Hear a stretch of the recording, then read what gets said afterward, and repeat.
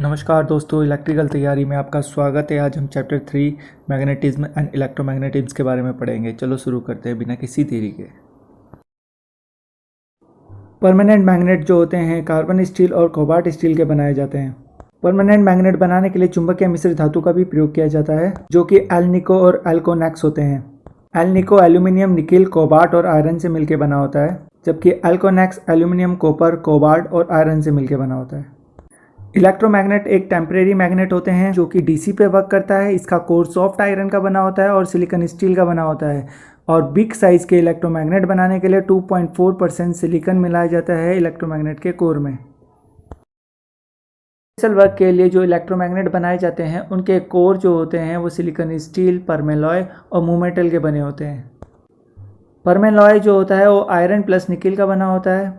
परमेलॉय का use telephone के उपकरण बनाने में किया जाता है, जबकि मूमेटल आयरन, निकिल, कॉपर और क्रोमियम से मिलकर बना होता है। मूमेटल का यूज़ इंस्ट्रूमेंट में यूज ट्रांसफार्मर में किया जाता है। परमानेंट मैग्नेट को हैमरिंग करने से, कठोर फर्श में गिराने पर और लाल गर्म करने पर वो डीमैग्नेटाइज हो जाता है। परमानेंट मैग्नेट की पोलैरिटी और उसकी पावर कांस्टेंट रहती है, जबकि इलेक्ट्रोमैग्नेट की पोलैरिटी करंट की डायरेक्शन बदलने पर बदल जाती है।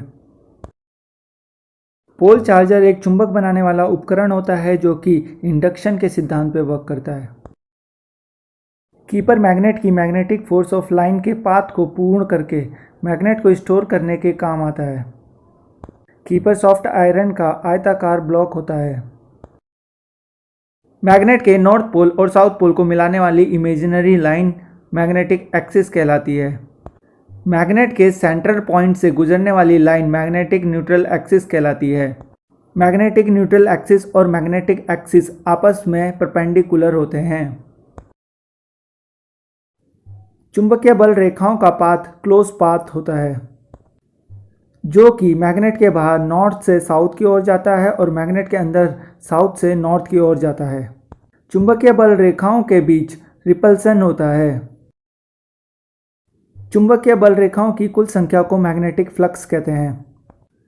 जैसे इलेक्ट्रिकल सर्किट में करंट होता है, वैसे ही मैग्नेटिक सर्किट में फ्लक्स होता है। Phi is equal to MMF upon reluctance होता है। फ्लक्स की SI यूनिट वेबर होती है और अदर यूनिट मैक्सवेल और एम्पियर मीटर होती है। एक वेबर 10⁸ मैक्सवेल के बराबर होता है और 10⁸ मैग्नेटिक लाइन ऑफ फोर्स के इक्विवेलेंट होता है।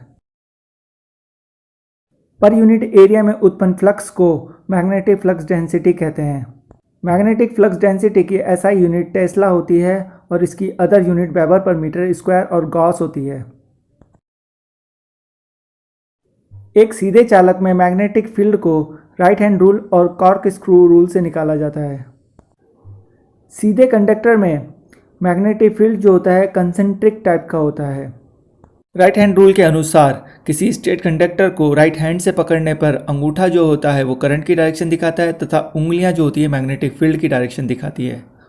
स्क्रू रूल जो होता है एक स्क्रू पे आधारित होता है। जैसे हम स्क्रू को क्लॉकवाइज घुमाने पर वो आगे की ओर बढ़ता है, तो इसमें क्लॉकवाइज घुमाने पे वो उसका फील्ड बताता है और आगे बढ़ना उसकी करंट की डायरेक्शन दिखाता है। इसी प्रकार एंटी क्लॉक घुमाने पर करंट की डायरेक्शन विपरीत दिशा में होती है। जब किसी कंडक्टर को हम स्प्रिंग के शेप में बदल देते हैं वो सोलेनाइड कहलाता है और इसमें मैग्नेटिक फील्ड निकालने के लिए दो रूल होते हैं, हेलेक्स रूल और एंड रूल। हेलेक्स रूल को राइट हैंड पाम रूल भी कहते हैं। इसके अनुसार अगर हम किसी सोलेनाइड को राइट हैंड से पकड़ें तो उंगलियां की जो डायरेक्शन होती है वो करंट की डायरेक्शन बताएगी, जबकि अंगूठा जो होता है नॉर्थ पोल को दिखाता है। एंड रूल के अनुसार किसी सोलेनाइड के सिरे के एंड में करंट फ्लो क्लॉकवाइज होता है तो वो साउथ पोल होता है। अगर करंट का फ्लो एंटी क्लॉकवाइज हुआ तो वो नॉर्थ पोल होता है। जैसे इलेक्ट्रिकल सर्किट में इलेक्ट्रोमोटिव फोर्स होता है, वैसे ही मैग्नेटिक सर्किट में मैग्नेटोमोटिव फोर्स होता है। MMF is equal to I into N होता है, जहाँ N कंडक्टर के लपेटों की संख्या होती है। MMF की SI यूनिट एम्पियर टन होती है और इसकी अदर यूनिट गिलबर्ट होती है। जैसे इलेक्ट्रिकल सर्किट में कंडक्टेंस होता है, वैसे ही मैग्नेटिक सर्किट में परमियंस होता है। परमियंस मैग्नेटिक फ्लक्स कंडक्टिविटी को दर्शाता है। परमियंस की एसआई यूनिट हेनरी होती है, जबकि इसकी other unit weber per ampere turn होती है। जैसे इलेक्ट्रिकल सर्किट में कंडक्टिविटी होती है, वैसे ही मैग्नेटिक सर्किट में एब्सोल्यूट परमिएबिलिटी होती है। इसे म्यू से डिनोट किया जाता है। पर मीटर परमियंस को एब्सोल्यूट परमिएबिलिटी कहते हैं। इसकी SI unit henry per metre होती है और other unit weber per ampere turn metre होती है। फ्री स्पेस की absolute permeability mu naught is equal to 4 pi into 10⁻⁻7 henry per metre होती है। Relative permeability mu R. चुंबकीय पदार्थ में मैग्नेटिक फ्लक्स तथा फ्री स्पेस में मैग्नेटिक फ्लक्स का रेशियो रिलेटिव परमिएबिलिटी कहलाता है। इसकी कोई यूनिट नहीं होती है। फ्री स्पेस की रिलेटिव परमिएबिलिटी का मान 1 होता है। जैसे इलेक्ट्रिकल सर्किट में रेजिस्टेंस होता है, वैसे ही मैग्नेटिक सर्किट में रिलक्टेंस होता है। Reluctance Rm is equal to mmf upon phi होता है और Rm is equal to L upon mu naught mu R into A होता है, जहाँ म्यू नॉट फ्री स्पेस में परमिएबिलिटी और म्यू आर रिलेटिव परमिएबिलिटी होती है। रिलक्टेंस की एसआई यूनिट हेनरी इनवर्स होती है और इसकी अदर यूनिट एम्पियर टन पर वेबर होती है।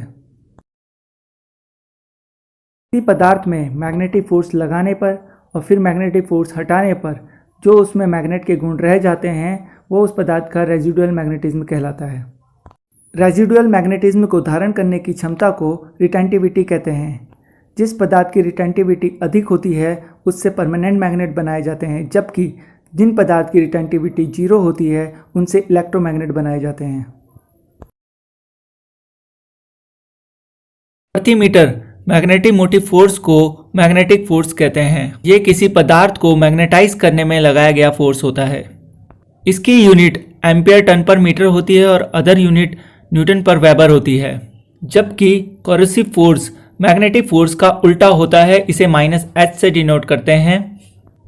ये किसी पदार्थ के रेजिडुअल मैग्नेटिज्म को समाप्त करने के लिए लगाया गया फोर्स होता है।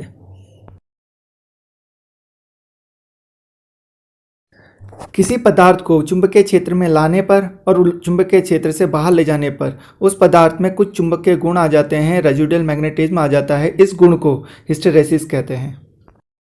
इसी बचे हुए मैग्नेटिज्म को, जो रेजिडुअल मैग्नेटिज्म होता है, इसको डिमैग्नेटाइज करने में जितनी पावर लगती है उसे हिस्टेरेसिस लॉस कहते हैं।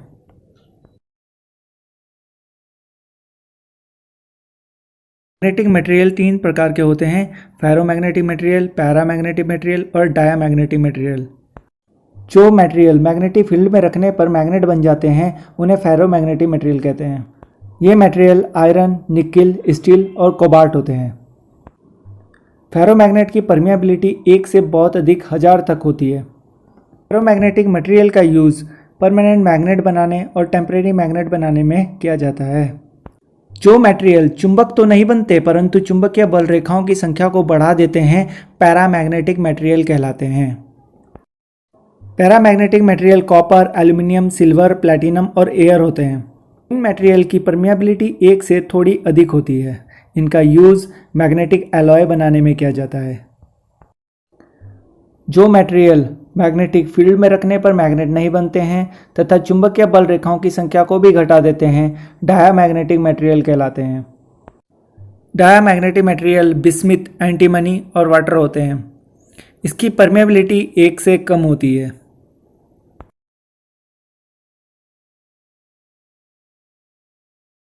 फैराडे ने इलेक्ट्रोमैग्नेटिक इंडक्शन के 2 नियम दिए हैं।